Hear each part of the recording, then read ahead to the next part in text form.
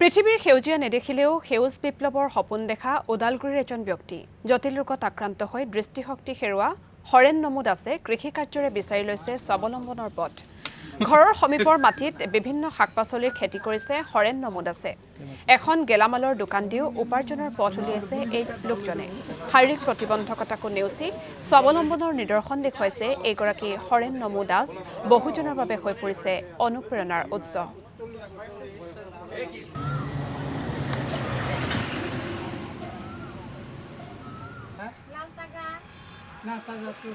এনেধৰণে মানে এতিয়া আৰু ধৰক অসুবিধা নাই বুলিয়ে ক'ব পাৰি।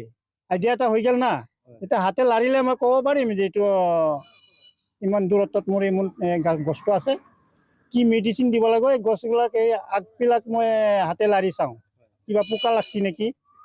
যেতিয়া দেখা যাওঁ পোক লাগছি, যেতিয়া আগটো মৰা মৰা হেন দেখা পাওঁ, তেতিয়াই মই গম পাওঁ যে খেতিটোত এতিয়া ঔষধ দিব লাগিব। কি ঔষধ দিব লাগিব নাৰ্চাৰীত সুধিলে কৈ দিয়ে সিহঁতে। তেতিয়া সেই তাৰ পৰা দাৰু আনি মেডিচিন আনি পাছত ঔষধ স্প্ৰে কৰোঁ, মই নিজে স্প্ৰে কৰোঁ।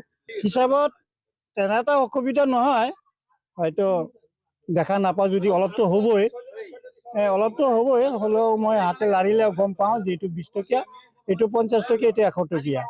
কেতিয়াবা অলপ অসুবিধা হয়, হ'লেও আনক দেখুৱাওঁ অলপ যে বাপা এটা চাচোন মোৰ টকাটো কেইটকীয়া।